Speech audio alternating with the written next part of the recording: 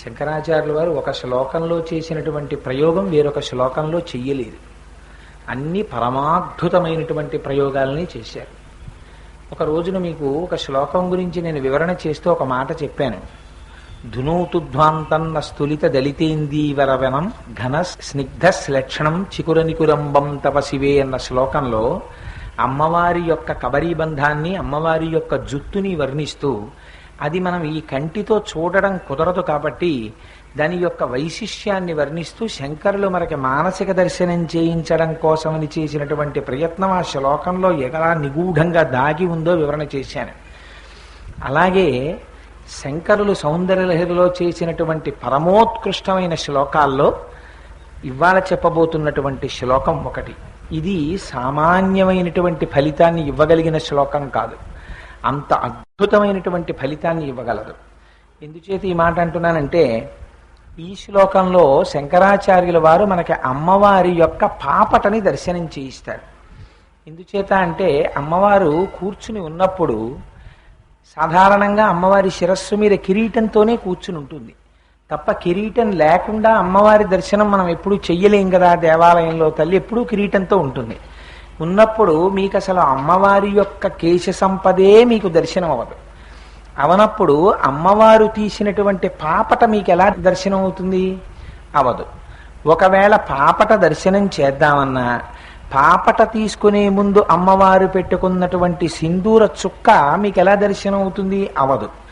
కానీ అమ్మవారి దగ్గర తప్పకుండా దర్శనం చెయ్యవలసినటువంటి వాటిలో అదొకటి. అలా ఎందుకు దర్శనం చెయ్యాలి? అలా చేస్తే ఏమవుతుంది అసలు? ఈ రహస్యాన్ని శంకరాచార్యుల వారు ఆ శ్లోకంలో చెప్తారు. అందులో అంటారు, తను తుక్షేమం నస్తవవదన సౌందర్యలహరి పరివాహస్రోత సరణిరివసీమంత సరణి వహంతి సింధూరం ప్రబల కబరీ భారతిమిరా అని దిశాం బృందై బందీకృతమివ నవీనార్క కిరణం అంటారు. అది ఎంత గొప్ప ప్రయోగమో చెప్పలేను ఆ శ్లోకం. అందులో మొట్టమొదటే అంటారు, తనోతు క్షేమం, అమ్మా మాకు క్షేమము కలుగుగాక నహ. మళ్ళీ శంకరాచార్యుల వారు ఎక్కడెక్కడ మాట్లాడినా నాకొక్కడికే నాకొక్కడికే నాకొక్కడికే అనరు. మనలో ఎవరమైనా, మీలో ఎవరైనా దర్శనం చేశారేమో నాకు తెలియదు, కానీ నిజంగా ఒక్కసారి మీరు అంతరంగంలోకి వెళ్ళి విచారణ చేసి మీరు ఆలోచించండి. మీరు ఎప్పుడైనా అమ్మవారు జుత్తు పాపట తీసుకున్నప్పుడు ఈ ముందు పెట్టుకునేటటువంటి సింధూర బొట్టు చుక్క మీరు ఎప్పుడైనా దర్శనం చేశారా? నాకు తెలిసి ఇక్కడ కూర్చున్న వాళ్ళల్లో 99.9% మంది అసలు అటువంటి దర్శనం చేసి ఉండి ఉండరు. అసలు అలా ఒకటి ఉంటుంది, దాన్ని దర్శనం చేద్దామన్న స్పృహ కూడా మనకు ఉండదు కదా. అయితే దాని గొప్పతనం ఏమిటి? ఎందుకు అలా దర్శనం చేయడం? ఆ దర్శనం చేస్తే వచ్చే ఫలితం ఏమిటి చెప్పాలి కదా శంకరులు. శంకరాచార్యుల వారి దగ్గర ఒక గొప్ప శక్తి ఉంది శ్లోకాలు రాయడంలో. ఆయన ఎప్పుడూ కూడా చాలా పొదుపైనటువంటి ఇల్లాలు ఎంత జాగ్రత్తగా భర్త కొని తెచ్చినటువంటి వంట సామాగ్రి వాడుకుంటుందో అలా శంకరాచార్యుల వారు ఎక్కువ పదాలు వెయ్యరు. అసలు ఒక విషయం చెప్పవలసి వస్తే ఒక్క పదమే వాడతారు. ఒక విషయం చెప్పడానికి ఒకటి కన్నా ఎక్కువ పదాలు అసలు వేయరు శంకరులు. అలాంటి శంకరులు ఈ శ్లోకంలో ఒకే విషయం చెప్పడానికి 4 మాటలు వేశారు. అలా 4 మాటలు వేశారు అంటే మీరు ఆ శ్లోకాన్ని 15 మాటలు 50 మాటలు 100 మాటలు చదివి చదివి చదివి చదివి ఇందులో ఎందుకు ఇన్ని మాటలు వేశారు శంకరాచార్యులు వారి ఈ మాట అని చెప్పి మీరు తరచి తరచి చూడాలి. అందులో గొప్పతనం చూడండి. తనో తుక్షేమం నహ అంటారు. నహ అంటే మాకు, మా అందరికీ, ఈ శ్లోకాన్ని ఎవరు చదువుకుంటున్నారో వారందరికీ, ఈ శ్లోకమునకు వ్యాఖ్యానం ఎవరు వింటున్నారో వారందరికీ ఏం కలగాలి? తనోతు క్షేమం, క్షేమం కలగాలి. క్షేమం అంటే ఏమిటి? ఉన్న వస్తువులు ఉన్నట్టుగా ఉండి మనకున్నటువంటి ఐశ్వర్యం నిలబడి అమ్మవారి యొక్క అనుగ్రహము మన యందు ప్రసరించడం. అది ఎటువంటి అనుగ్రహం ప్రసరించాలట? తనోతు క్షేమం న స్తవవదన సౌందర్య లహరి. అమ్మా నీ వదన సౌందర్య లహరిని దర్శనం చేస్తున్నాను అన్నారు ముందు.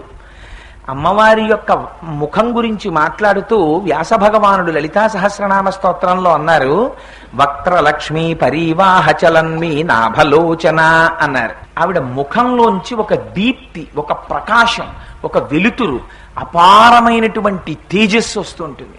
ఇది ముఖంలో ఉన్నటువంటి తేజస్సు మిగిలిన అవయవాలలో ఉండదా? ఉంటుంది.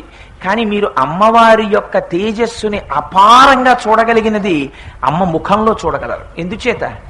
నిన్నటి రోజున మీకు చెప్పాను, అమ్మవారి కన్నులలో వచ్చేటటువంటి కాంతే అంత సౌందర్యవంతమైతే ఇంకా అమ్మవారి యొక్క ముఖ దీప్తి ఎంత అందంగా ఉంటుంది. అమ్మవారి పెదవులు కాంతి, అమ్మవారి చుబుకం కాంతి, అమ్మవారి ముక్కు కాంతి, అమ్మవారి కన్నులు కాంతి, అమ్మవారి నోరు కాంతి, నాలుక కాంతి. అసలు ఇంకా రహస్యం వీలైతే రేపటి రోజున చెప్తాను. శరజ్యోత్స్నా శుద్ధాం శశీత జటాజూటమకుటాం అన్న శ్లోకం ఉంది. అందులో అయితే సరస్వతీదేవి ఎర్రబడిపోయింది. తెల్లటి సరస్వతీదేవి ఎర్రగా అయిపోతుంది అమ్మవారి నాలుక మీద కూర్చుని. అందుకని ఆ తల్లి యొక్క శక్తి అటువంటిది. అటువంటి తల్లి కనుక అమ్మవారి ముఖమండలాన్ని చూస్తున్నప్పుడు అమ్మవారి కళ్ళ వంక చూశారా చాలు మనస్సు లయమైపోతుంది. అమ్మ పెదవి వంక చూశారా మనస్సు లయమైపోతుంది. అమ్మ దంత పంక్తి వంక చూశారా మనస్సు లయమైపోతుంది. అసలు అమ్మ చిరునవ్వు నవ్విందా చెప్పనే అక్కర్లేదు. అమ్మవారి చెవులు చూశారా గొప్ప సౌందర్యం, పుష్పాల గుత్తులు పెట్టుకుని ఉంటుంది ఆవిడ. అందుకని ఏ అవయవానికి ఆ అవయవమే అందం. అందున ప్రత్యేకించి జ్ఞానేంద్రియాలు చాలా అమ్మవారి ముఖంలోనే ఉంటాయి. కళ్ళు, ముక్కు, చెవులు, నాలుక ఇవన్నీని. అందుకని అమ్మ నీ ముఖంలోంచి వచ్చేటటువంటి ఆ తేజస్సుందే, ఆ వెలుగుందే, ఆ కాంతుందే, అది చూసేటప్పటికమ్మా సౌందర్యలహరి. అసలు ఈ పుస్తకానికి పేరు ఏది ఉందో ఆ పేరు శంకరాచార్యుల వారు ఈ శ్లోకంలో ప్రయోగం చేశారు. ఏమని? అమ్మా తను తుక్షేమం నస్తవవదన సౌందర్యలహరి.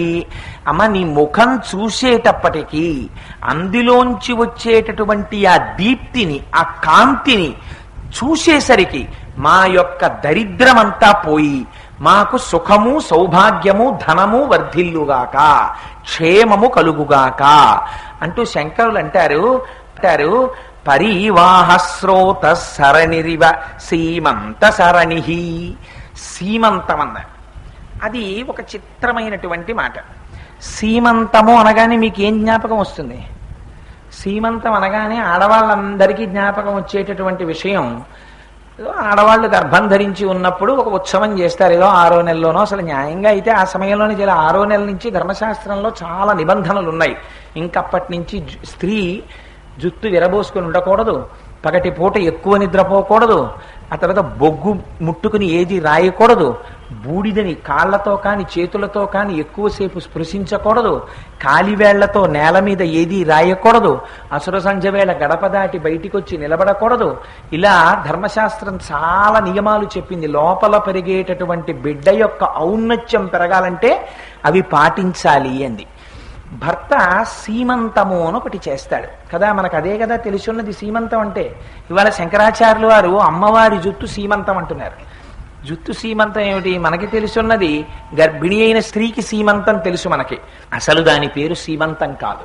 ఆడవాళ్ళకి చేసేటటువంటి ఉత్సవాన్ని ఇవాళ మనం ఏమండి మా అమ్మాయికి గాజులు పెట్టిస్తున్నాం, మా కోడలికి గాజులు పెట్టిస్తున్నాం, లేకపోతే మా అమ్మాయికి సీమంతం అండి, మా కోడలికి సీమంతం అండి అంటున్నాం మనం. అసలు దాని పేరు ఏమిటో తెలుసా అండి? అసలు దానికి ఉన్న పేరు వేరు. సీమంతోన్నయనము అని పేరు దానికి. సీమంతోన్నయనము అని పిలవాలి. ఎందుకు అలా పిలుస్తారో తెలుసా? సీమంతం అంటే అమంగళకరమైనటువంటి అనేక మంది 6వ నెల దాటుతుండగా గర్భిణీ స్త్రీ చుట్టూ చేరుతాయి. ఎలాగైనా ప్రమాదం తీసుకురావాలని. అలా తీసుకురాకుండా, అలాంటి ప్రమాదం ఏర్పడకుండా ఉండాలంటే ఇవాల్టి రోజున సీమంతం అంటే దేనికి పనికి వస్తుందంటే, మీరు ఇన్ని రకాల స్వీట్లు తీసుకొస్తారు, మేము ఇన్ని రకాల స్వీట్లు తీసుకురావడం, అంతే సీమంతం.